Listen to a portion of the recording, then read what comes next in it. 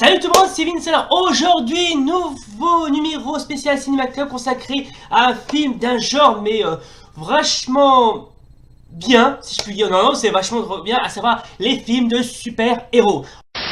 Alors, comme je viens de vous le dire, les films de super-héros sont vraiment un cinéma du genre trop bien parce que déjà, Hollywood a tendance à bien caractériser les personnages. Hein. Alors, il y a certaines adaptations de films de super-héros qui sont généralement bien, d'autres des moyennement bien, et d'autres des pas du tout bien. Mais ça aussi, on va en parler. Hein. Par exemple, si je vous cite, c'est pas mal de blockbusters qui ont fonctionné, par exemple, les films d'adapter des comics de Marvel. Alors, donc, je vais pas tous les citer parce qu'il y en a quasiment mais toute une armada. Ça va à l'encontre de Spider-Man, Captain America, Iron Man, Hulk, les 4 Fantastiques, les Vengeurs, enfin les Avengers, ou encore des personnages qu'on n'a pas coutume de pas trop parler, comme par exemple, ça va à l'encontre de Venom, Ant-Man, Captain Marvel. Mais ça aussi, mais je les ai tous vus et croyez-moi, je les ai tous trouvés aussi bien les uns que les autres. Franchement, les studios Marvel ont fait un excellent travail. Ça donne un léger, mais un léger, un très grand coup de fouet par rapport à au blockbuster. Ces films sont destinés à être des succès au box-office. Non, non, on va pas se mentir, ils sont tous aussi bien les uns que les autres. Bon, bien évidemment, il y a eu certains qui ont un petit peu galéré à mort, ça du premier Spider-Man, du tout premier Captain America, en passant par les tout premiers films des 4 fantastiques qui sont pas très bien, ils sont quasiment mes limites médiocres. Enfin, en particulier la version, le tout premier Spider-Man, parce qu'il a eu sa propre adaptation en film au milieu des années 70, début 80, je crois. Et croyez-moi, mais c'est vraiment un Spider-Man, mais version tiers-monde. Non, non, on va pas se mentir, c'est vraiment un Spider-Man du tiers-monde, quoi. Les hommes comme vous, c'est pas mon genre. Ouvrez, je vous en prie, je ne me sens pas bien. Et moi non plus, je me sens pas bien. Ouais, contrairement à la version de Sam Raimi et les autres versions, celle-là, mais c'est la tristesse assurée, quoi, hein. Bon, bien évidemment, je peux bien sûr pas vous parler de certains personnages qui ont eu droit à un succès fou. Comme je viens de vous dire, il y a eu les Avengers, les Gardiens de la Galaxie, qui sont pour moi des pépites, vraiment des grandes pépites. Hein. Mais aussi, à savoir pourquoi il y a pas mal de, comment dirais-je, de personnages de Marvel et qui sont aussi populaires mais qui n'ont pas pu avoir comment ça s'appelle? Ah oui, d'adaptation. Hein. Alors, j'en connais quelques-uns, il y en a certains qui n'ont pas pu avoir d'adaptation, ça va à le compte de She-Hulk, enfin la version féminine de Hulk, qui n'a pas eu droit à son adaptation, je ne sais pas pourquoi. Sinon, il y a Rome, le chevalier de l'espace, qui n'a pas eu droit à sa propre adaptation, c'est un petit peu dommage, mais franchement, lui aussi, il allait bien. Ou sinon, je peux aussi vous parler de certains comme par exemple Sentry, qui est un petit peu le Superman de Marvel, qui a eu droit à un succès, mais qui n'a malencontreusement pas pu avoir d'adaptation, ce qui est un petit peu dommage quelque part. Ou sinon, je peux bien sûr vous parler de Namor, le prince des mers, ou Submariner, lui aussi n'a pas eu droit d'adaptation, ce qui est un petit peu dommage quelque part. Bien évidemment, je peux vous parler d'un autre genre, tiens par exemple, le surfeur d'argent, enfin le Silver Surfer. Bon, il apparaît dans le deuxième film comment dirais-je, des 4 fantastiques, mais je suis prêt à parier qu'il est prêt je suis sûr qu'il aurait qu'il aurait aimé d'avoir son propre adaptation en film. Bon, bien évidemment, je peux vous parler d'un autre type de super-héros qui lui aussi est un grand personnage emblématique de Marvel, mais qui n'a pas eu droit à son adaptation. Par exemple, je peux vous citer Hercule, l'Olympien. Alors oui, oui, lui aussi, franchement, il n'a pas eu droit à son adaptation. J'espère avec le temps, il en aura une, mais franchement, j'aimerais trop qu'il soit adapté en, comment dirais-je, en film parce que franchement c'est pas mal, c'est gratifiant quoi, c'est vraiment gratifiant. Bref, si vous voulez qu'il y ait quelques-uns enfin, si vous voulez que certains super-héros Marvel qui n'ont pas eu droit à leur propre adaptation en film, n'hésitez pas à les mettre en commentaire ou mieux encore à écrire à Marvel Studios, peut-être qu'ils pourront exaucer vos vœux, je sais pas, on ne sait jamais. Voilà, donc on a fait, comment dirais-je, les films basés sur les super-héros de Marvel. Maintenant, on va s'intéresser à leurs voisins, à savoir les super-héros de chez DC Comics. Voilà, alors DC Comics, tout comme Marvel, c'est quasiment mes limites Marvel Studios, mais d'un autre genre. Et pourtant, on a eu pas mal des adaptations de, comment dirais-je, des personnages de chez DC Comics. Alors ça va à l'encontre de Superman, de Batman, de Wonder Woman, Green Lantern... mais franchement, les super-héros de chez DC, à l'instar des ceux de, comment dirais-je,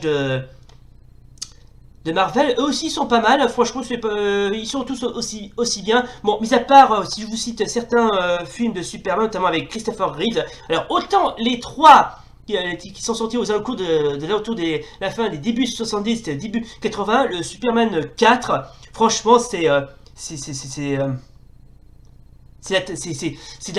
une véritable chiasse. Non, on va pas se mentir, c'est une véritable chiasse qui, franchement, je ne sais pas pourquoi on a fait ce quatrième opus, et pourtant, non seulement ce film n'a pas trouvé le succès escompté, mais en plus, ça a causé la fermeture totale du studio qui l'a produit. Je sais plus comment il s'appelle, mais à ce qui paraît, le studio qui l'a, comment dirais-je, qui l'a produit, a totalement fermé ses portes, ce qui est un petit peu dommage quelque part. Mais bon, mis à part ça, les films de Superman avec Christopher Reeve sont pas mal, sont pas trop mal à regarder. Je vous conseille d'aller les regarder. Mais bien évidemment, je peux bien sûr vous parler de certains, comme par exemple le fameux Batman de Tim Burton, qui est pour moi le meilleur. Franchement, il est pas mal. Ainsi que ça suit le Batman de défi. Sinon, Batman Forever, bon, c'est bien, mais ça manque un petit peu de peps. Quant à Batman et Robin, c'est réalisé par Joel Schumacher, le même qui a réalisé Batman Forever. Bon, franchement, il est bien, mais c'est un nanar. Franchement, c'est un nanar, on va pas se mentir, c'est quasiment, mais ça manque de panache. C'est le film qui manque quasiment de panache. Alors, j'ai remarqué qu'il y a certains personnages emblématiques de chez DC qui, ainsi comme comment dirais-je, dans ceux de chez Marvel, il y en a certains qui n'ont pas eu droit à leur propre adaptation. Alors, j'en ai trouvé quelques-uns qui, j'ai vu qu'il y avait, comment dirais-je, Atom, le super-héros qui est capable de réduire sa taille. Non, c'est pas Ant-Man. Sinon, il y en a aussi un qui c'est les Challengers de l'inconnu. Bon, c'est un petit peu les 4 fantastiques, sauf qu'ils n'ont, contrairement à leurs cousins de chez Marvel, ils n'ont pas de super pouvoir. Sinon, je peux aussi vous citer un certain Martian Manhunter. Lui non plus n'a pas eu droit à sa adaptation en film. J'espère qu'il en aura une, parce que franchement, il le mérite. Mais bien évidemment, ou sinon, je peux aussi bien sûr en citer quelques-uns, comme par exemple les Metal Men, ou je sais pas moi, mais c'est un peu dommage que certains n'ont pas pu avoir droit à leur propre adaptation en film, tellement ils sont stylés, ils sont dynamiques.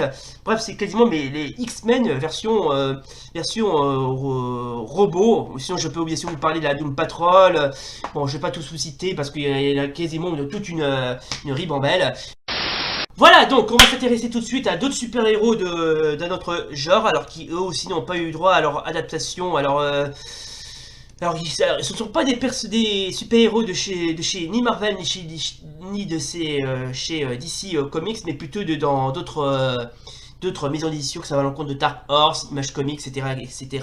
Bon, alors j'en connais plein, les Young Blood, qui est un petit peu les The Avengers version badass, si je puis dire. She, la femme ninja, qui est pas mal. Savage Dragon.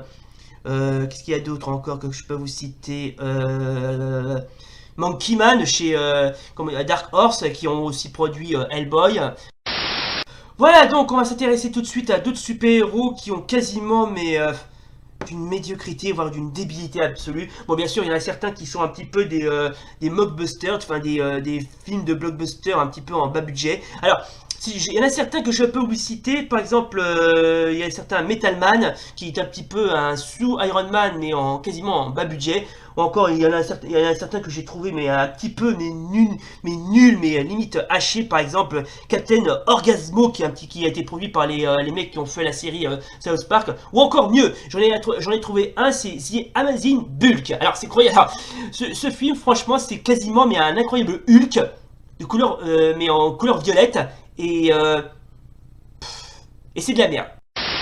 Oh putain, je sais toujours pas pourquoi on a créé ce film alors qu'il est... c'est même pas une bonne idée, c'est une connerie, voilà, c'est ça, hein. Mais il y en a certains films adaptés de super-héros que j'ai vu il y a pas mal de temps. Par exemple, il y en a certains qui est un film animé tiré d'une très vieille série qui se nomme Jean 13, qui a été dessiné par Jim Lee, qui a aussi participé à Marvel. Alors, la BD se nomme Jean 13. Alors, donc voici donc la fameuse voilà, la BD en question, Jean 13. Voilà, c'est l'histoire au moins une bande d'adolescents qui sont regroupés dans une sorte de complexe militaire qui est transformé en cobayes et qui ont aussi gagné leur pouvoir. Enfin, ils sont soumis à c'est des sortes de cobayes humains qui sont soumis à des de tests et qui ont gagné leur propre super pouvoir. Alors franchement, franchement, le film, qui est un film animé, je vous le rappelle, est assez bien, sauf qu'il néglige pas mal la BD. Parce que déjà pour commencer, dans les héros qui, je vous rappelle, qui sont 5, ils sont 5. Voilà, alors que dans le film adapté, ils ne sont que 3.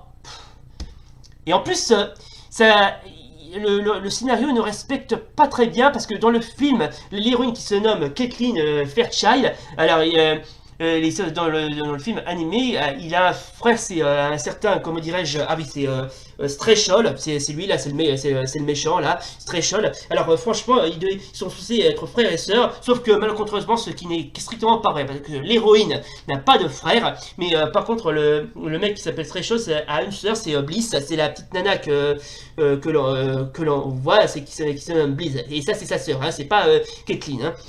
Ah oui, et une dernière chose encore que je viens de vous le dire, il y a pas mal de...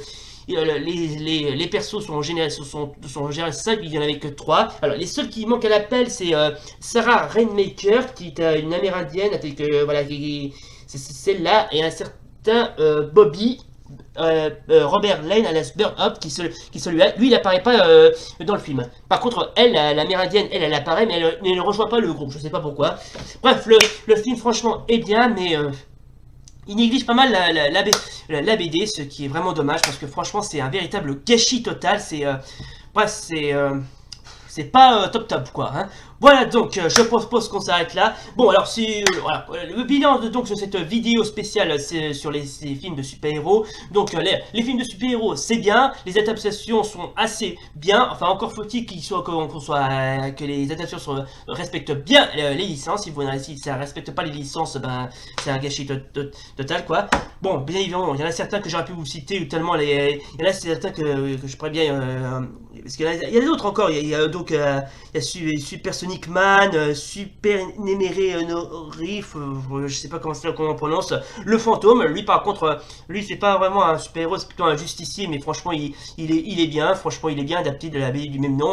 Ou sinon je peux vous parler de certains, comment dirais-je, certains personnages de Marvel qui ont eu droit à leur propre adaptation récente, notamment Morbius, le vampire, qui alors j'ai vu la bande-annonce, d'ailleurs je vous montrerai le lien en bas de la description si vous voulez voir la bande-annonce. Franchement c'est assez bien, c'est pas mal, c'est limite, c'est potable quoi, franchement. Hein. Bon bien évidemment je peux vous parler de certains personnages, comme par exemple les super-héros philippins, ça va en compte de Fantastic Man, Darna, qu'est-ce qu'il y a d'autre encore, bon c'est juste des petits films en bas budget quoi, n'attendez rien. Voilà donc je pense qu'on s'arrête là. Voilà donc les gens, c'est donc la fin donc de cette vidéo spéciale film sur les super-héros. Si cette vidéo vous a plu, n'oubliez pas le pouce bleu et l'abonnement, et d'ici là, salut!